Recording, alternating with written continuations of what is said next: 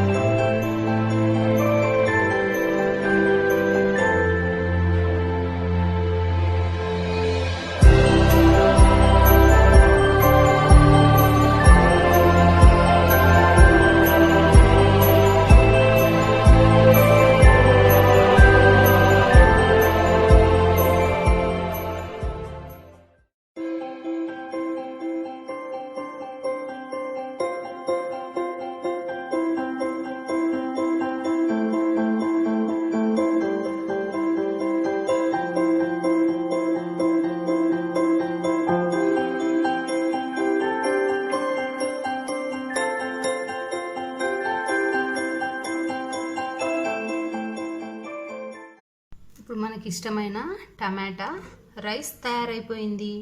చాలా యమ్మీగా ఉంటుందండి. మీకు నచ్చినట్టయితే లైక్ చేయండి, షేర్ చేయండి, సబ్స్క్రైబ్ కూడా చేసుకోండి.